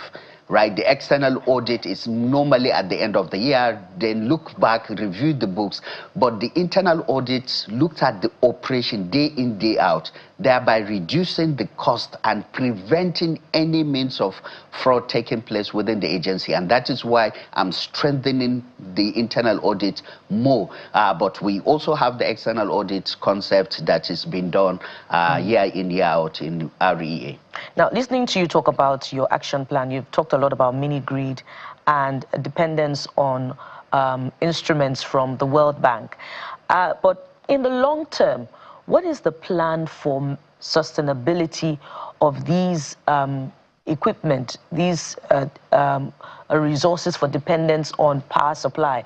And this is important because we keep talking about power grid collapses and how it costs so much to maintain the national grid.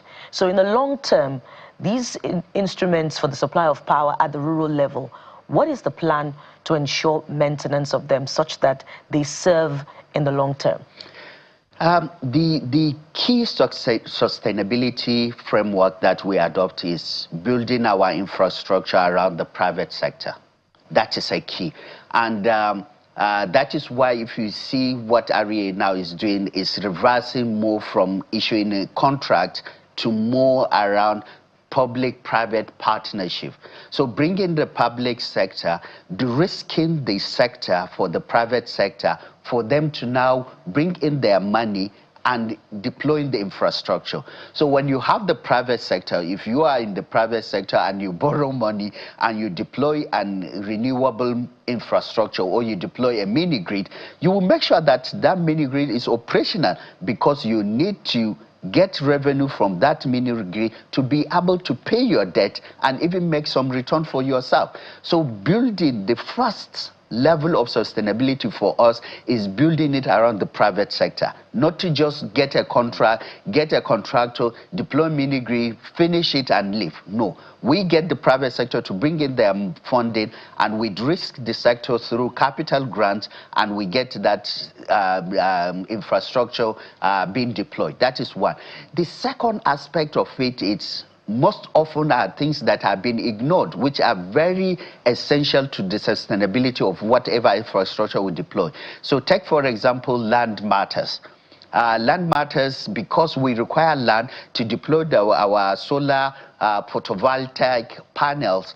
It is very important to make sure that there is no issue of land dispute in that regard. So we only subsidize or provide capital subsidy to private sector that has a land with genuine certificate of occupancy. That is one of our concerned strategy that we adopt. The third is also community engagement. In wherever we deployed our resources, we create what we call the Renewable Electricity Users Cooperation, reuse. And this is also our own way of creating job opportunities, at the same time also getting the community to own the mini-grids. In many areas we deploy mini-grids. If you go, try to attempt to tamper with that infrastructure and you will see what the community will do to you. And that is sustainability for us. Because of want of time, I want us to do something. Today is February the 11th. Your ideas are brilliant, but implementation is another kettle of fish. As I look at the budget, besides the HQ of your ministry, the big ministry, the next biggest expenditure is the rural electrification. That means if you fail, Ms. Aliyu, the power ministry has failed. Yes. So maybe we'll come back here next year, God willing, if we come back here to discuss this. I want us to give us a 1 year projection of what you intend to achieve. I know you have all this blueprint, but maybe in 1 minute, where are we now in terms of rural electrification right now, in terms of percentage? And maybe you can point out a few places down to the agro distribution. And where should we be on February the 11th? 2026. So we can hold you to account. We're putting you on record now. Yes. In fact, it shouldn't even be 1 year. It should be in the next 6 months. Engage me in 6 months. Okay. It should be on record. Deal. Engage me in 6 months. Let me return 6 months from now. So tell us where we are and where we're going. I will tell you that before the next 6 months, we would at least commission 60 mini-grids. 60 mini-grids in this. We would also, I will also in the next 6 months, I will tell you that I have started process of deploying interconnected mini-grids, 40 interconnected mini-grids, for us to create reliability. I will also come here and tell you that I have started a process of deploying mini-grids in additional 5 universities. And I will tell you also that in the next 6 months that I have completed at least 2, minimum 2, of the 8 mini-grids that I'm deploying in the 8 universities and 1 teaching hospitals. I may do much more than the 2, but I'm telling you minimum of 2. And I will also tell you that I've started another 5 interconnected mini-grids. I will also tell you that in the next 6 months that I have started solarizing the public sectors, right? We're looking at maybe some key government parastatal in Abuja and maybe outside the Abuja. I will tell you those that I have already started. And in 1 year, also be on record, I will complete the 8 universities and 1 teaching hospital. I will complete the interconnected mini-grids. For those, for 8 universities, you mean? For the 8 universities and 1 teaching hospital, I'll complete it. Is UCH part of it? Is UCH? So the UCH is part of the 5 that we are looking at starting. We are looking at starting in the Lagos University. The Minister of Power was in Ibadan. We want to do the University of Ibadan plus the teaching hospital. So Lagos, University of Ibadan and teaching hospital, Obafemi Awolowo University, Nsukka University, Ahmadu Bello University. We have a date in August. I was counting March, April, May, June, July, August. So we're going to tell our producer, you have to be here. Absolutely. So what we will do that day, we will play back all you said, and you give us, and look at you the give numbers. us pictures and videos. Absolutely. All right, but Mr. Liu, just before you go, talk to us about pricing, because if those in the urban areas are, complaining about pricing being on band A, these are rural areas. What assurances are you giving us that price will be minimal, particularly because you're partnering with the private sector? In 30 seconds. So the pricing, because we are de-risking, the government is committing resources to de-risk the sector, thereby reducing the cost of the infrastructure that the private sector is deploying. That means that the tariff would be low. Because price per kilowatt in 5 seconds.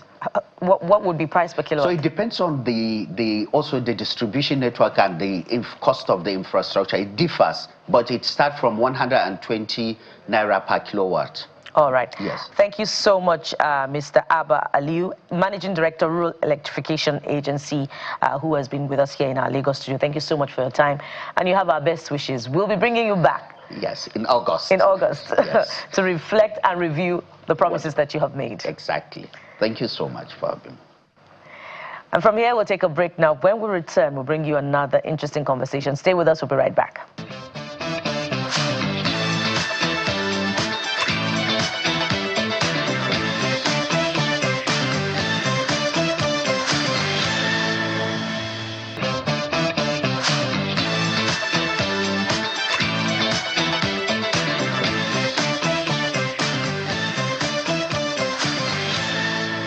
Well, it's still Black History Month.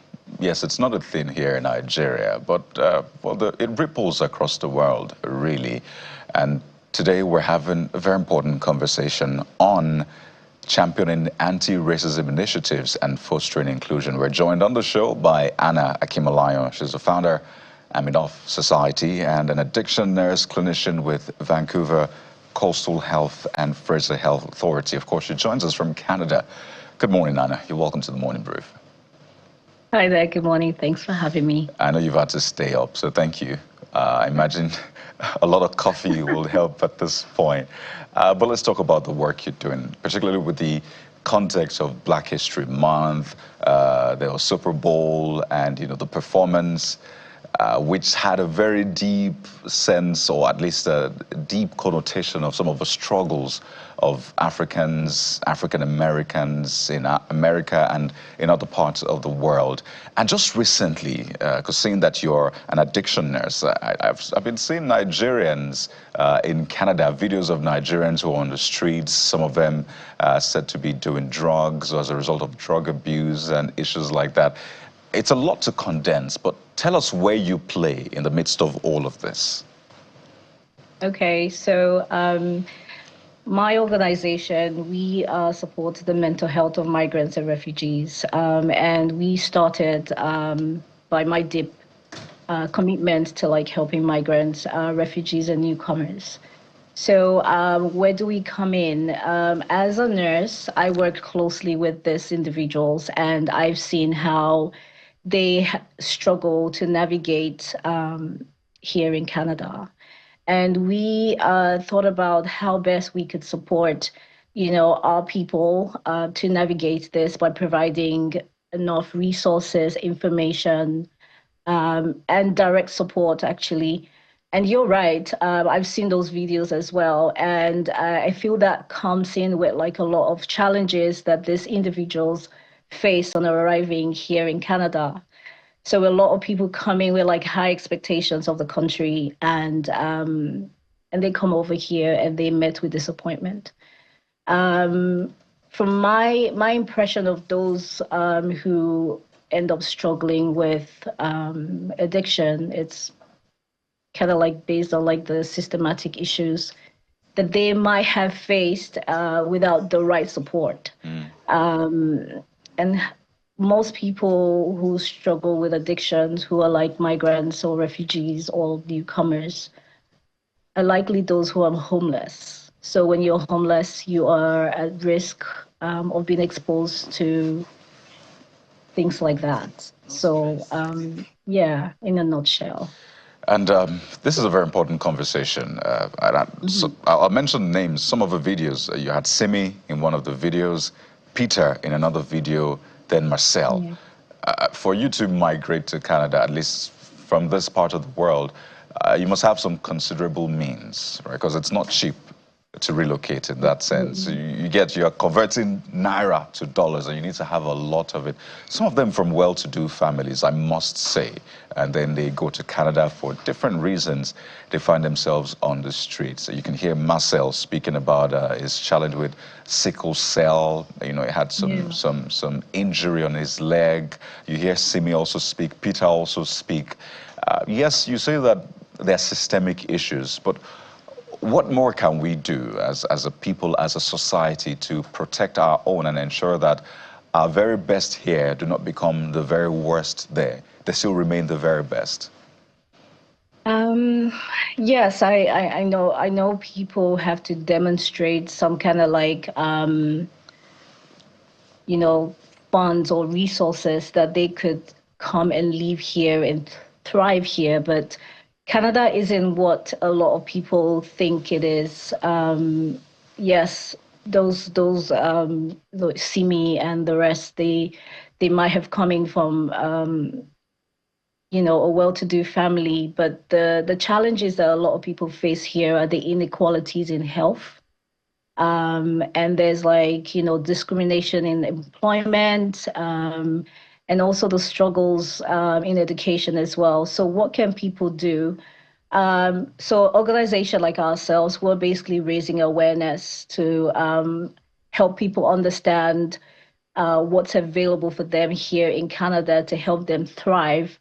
And those that are at risk, we are identifying them and also collaborating and working with other organizations to ensure that these people are included. Information aren't really, so I give you an instance. I'm part of like a Nigerian WhatsApp group. Yeah. And it's so funny how people go on a WhatsApp group to ask like questions that are not meant to be in a group. I give you an instance. There was a mom who said her child was sick, had temperature, had not been eating for days, and she came on this group and was asking if someone had a particular kind of medication sold in Nigeria.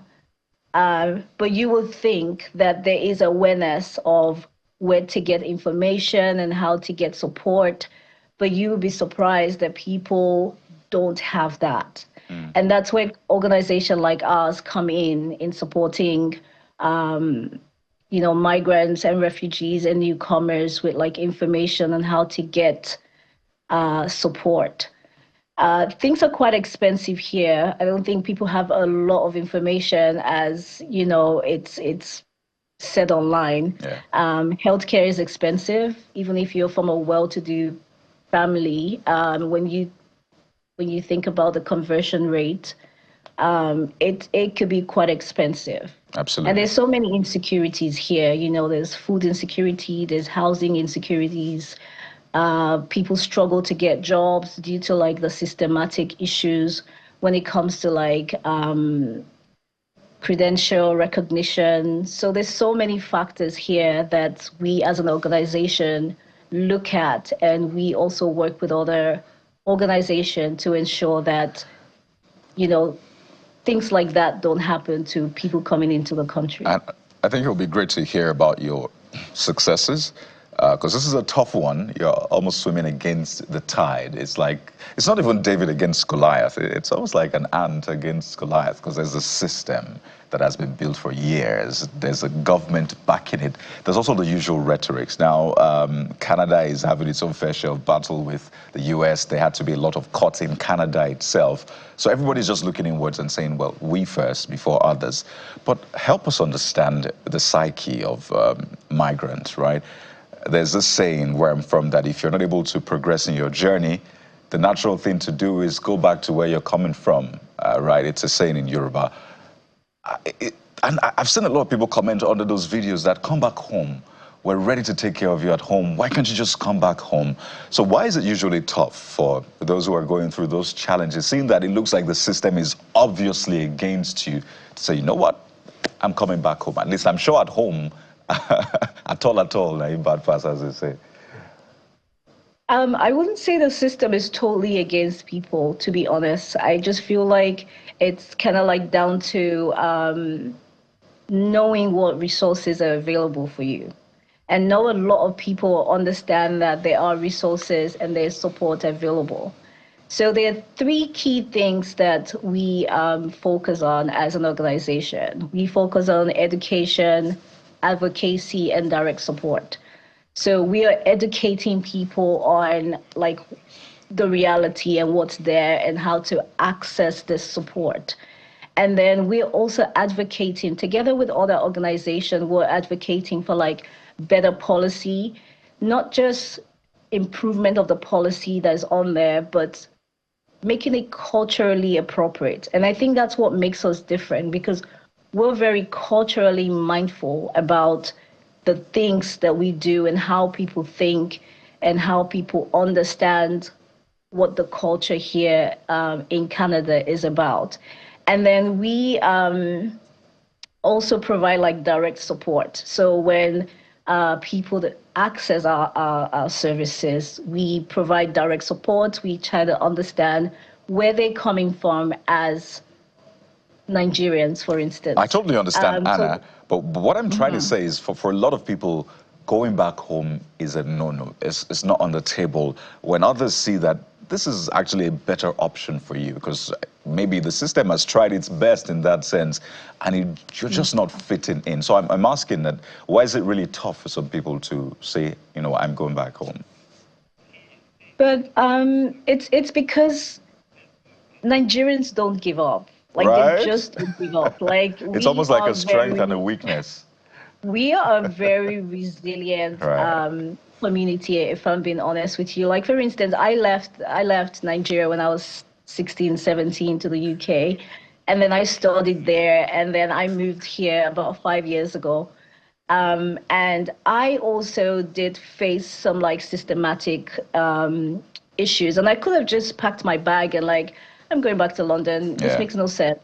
But as a Nigerian, and I've worked with loads of Nigerians, and I've supported a lot of Nigerians, and I know we don't give up easily. Yes, going back to Nigeria, people could sense that as a failure, and Nigerians are not quick to like, you know, accept defeat.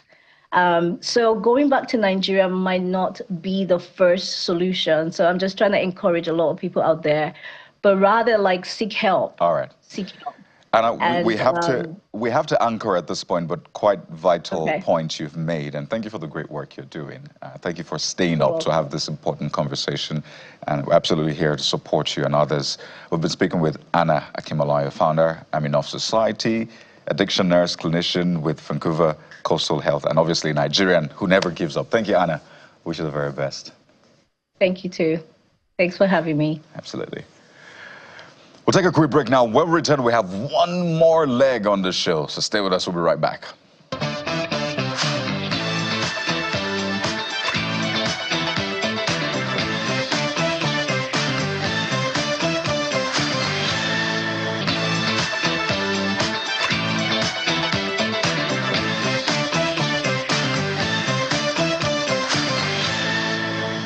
All right, we'll continue to stay offshore. Being joined in the program via Zoom from London, Mr. Victor Sasu is a life coach. Welcome, Mr. Sasu, for coming on and thank you for coming on the program. Thank you for having me. Thank you. Let's talk about, my colleague was talking to someone in diaspora just like you and some of the challenges Nigerians are facing. Maybe we'll take it from there on how to navigate this very difficult part. But someone had actually said that if the freedom you seek is a freedom from responsibility, then you will never be free. That's powerful. That's a powerful statement. Yeah. I think your last guest really hit the nail on the head. You know, around the Nigerian spirit, right? You know, the Nigerian spirit is one of resilience, is one of creativity, and is one of determination. That's who we are. You know, and that's why wherever we go, it might be tough, it might be hard, but we're going to keep pressing just because that's the spirit we have. But I think what's important in what we do is really the mindset with which we go into these things. I think there is, as much as we put in the energy, as much as we, you know, we have this Nigerian say, don't we? We say that, you know, there's no food for a lazy man. But the funny truth, the reality is that in Nigeria, even the strong man is hungry, right? So it's really not just about the amount of energy you insert into these things. It's about how smartly we go about them, isn't it? So I think that's really about it. It's about the mindset shift and about how smartly we go about what we go about. So that it's not just a case of just hustling for hustling's sake, but really hustling to create something better for ourselves. I'm sure that you're aware and you're familiar with today's Nigeria. So if you were to give like 3 tips on how to survive in this season, what would they be? Right. Okay. So I think the 3 tips I'll give is communities, which we already have. People who are very communal. But I think it's about being intentional about our community, because no man really is an island. You need, as whatever you're in, you need a community. You need people around you who are there to cheer you and to support you and guide you and help you, you know, to really move on to the next level, to get through whatever you need to get through. So community is very important, and I think everything else we do hangs on that. But I think in terms of the other 2 tips I'll give us is really around working not harder, but working smarter.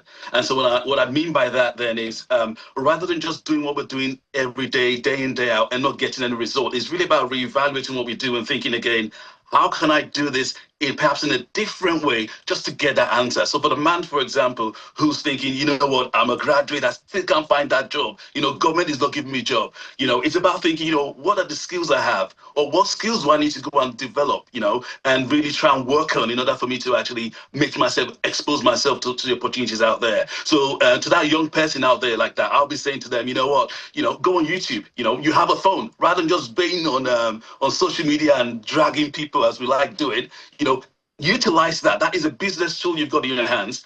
Utilize it in terms of finding free courses, and there's so many. Find free courses, develop your skills, because the future is about skills. It's no longer about degrees, it's no longer about certificates, it's about skills. So really it's about taking that opportunity to develop that skill you need to develop, and then present yourself to the world, because again, we're playing at a global level. We need to start thinking globally. Even as a guy who you're thinking, I'm a graduate, I haven't got a job, think globally. There are people, including us in the diaspora, who are looking for others who can help serve us in one way or another, who can provide a service, provide value for us, and we're willing to pay for that. But you've got to present yourself. You've got to get that skill. Well, not, you know, in order to do. So again, that's something that I'll be encouraging people to utilize. And the third thing I'll say is really about how we manage our money. You know, you cannot. There's this phrase about you cannot measure, or you cannot really manage what you cannot measure. So really, it's about you know, again, because again, things are hard, right? Things are really hard, you know, not just in Nigeria, in the world right now, it's really hard. So I think it's really about how we manage what we have, really taking time to really think about what is essential and what is important, because sometimes, you know, they're not the same thing. The same things you want, you know, we like to party, we like all those things, but some of those things, I think when things are hard, you've got to reevaluate what you have. Think about, you know, I need to make sure I have my essentials. I need to make sure I put something aside for the future. You know, you've really got to plan things. I know people, for example, who, you know, the minute money comes in their hands, they're going out to go and party, and the next day they say, you know, I haven't got a job. I know someone, for example, who said the other day to me, oh, I have no job, or whatever it is, but they've got a cleaner. I'm like, hold on a minute. You need to reevaluate where your money is going and really think about how you manage that. You know, why do you have a cleaner? Yes, you're providing a service, but ultimately you haven't got a job, so you've got the time to really do the cleaning, and that way you got some money to yourself. So I think it's about smart working rather than just hard working, and I think that's probably the thing that we need to work on a lot more, I think. So what, in your view, can the people in diaspora as well as people in Nigeria leverage on for us to be a bit more productive back and forth? I mean, so what I mean by that, sometimes we have professionals there and professionals here who perhaps are locked in one career path, but there are opportunities, ancillary opportunities they can walk around. What will they be for you, broadly speaking, in 1 minute? Right. So I think it varies in what environment you're in, but I think it's really about just looking at what the needs are, and there's so many needs out there. So, for example, if you happen to be someone who works in HR, there's so many stuff you can do around that in terms of employment law. You're really understanding how that works and seeing how that's relatable, how you can share that service. I'll give you a very good example. You've got people who've got an accounting background, for example, and I tell them, do you know you can actually help charities? There are many charities, there are churches, mosques who've got accounts, they've got monies coming in and going out. They need someone to help them understand their books. That's a way you can actually add value and do something which is different from what you do from your 9 to 5. So it's really about thinking broadly, and it's really about mindset shift. Not waiting. I mean, I guess Nigerians are not. We're very good at this. We don't wait for permission. We just do. And I think it's really taking that spirit of determination, going out there, looking at what are the opportunities around me. So I think that's a good one there. And there are other ones as well out there. I know someone, for example, who's got a background in compliance, and she's busy helping, looking at contracts for people, trying to make them understand what the terms of these contracts are, what they need to be aware of. And there are needs out there in the diaspora, in Nigeria, and it's about, you know, start free, but move from free to fee. It's about volunteering. You know, I'll provide you guys with a week's worth of service or a month's worth of service, and when you do that, you provide value, and you know what's happening from that value, that gets converted into money, because people are thinking, hold on, they've actually provided value. They explain this thing to me. There's so much more they can do for me.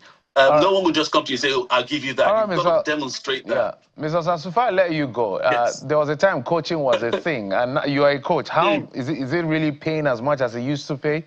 Just in 1 minute. It is, but I'm not doing it for the money. Okay. I have a day. I have something else I do for money. I do it for the passion. I do it because of when I started out, I had no one there to really guide me, and I think that's why I said community is very important. I had no one to guide me, so I made a lot of mistakes on the way.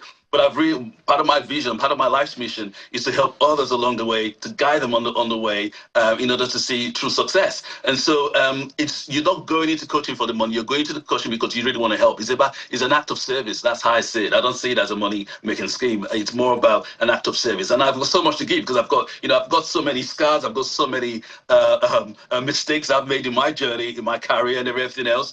I've listened to others. I hear the mistakes they've made, and the last thing I want is for people to make the sort of mistakes I've made. They're going to make their own mistakes, but at least let them learn from the ones I've made. Let them learn from the things I've learned. Victor Sasu, a life coach, we can stay with you and you keep talking, but we enjoy every bit of it. Thank you so much for joining us. Thank you. It's a pleasure. It's a pleasure. Thank you very much. Thank you so much. All right, so we're back here. I'm sure you can take a tip or two. Kayode and Bukola. Yes, indeed. It's about smart working, not hard working. Working smart. And the future is about skills. Especially in this administration, that everything is tight. When has it never been that tight, really? When has it never been tight? No, this is record tight. Looking at all the numbers, so this is record tight. Jeffrey, if you go back to this, you know what? Let's close. No, I have the numbers. So I'm not saying what I don't know. I'm saying the experience of Nigeria, and this is by no means trying to. No, every dispensation has difficulty, of course. But that's what we anchor on the show. So we hope that our tightness is going to pay off tomorrow. Thank you for watching. I'm Jeffrey Ozomo. Of course, we'll be back again together tomorrow. I am Bukola Kuka. Whether it's tight or not, make the most of it, okay? I'm Kaido Kikelu. Sunrise Daily is next. Goodbye.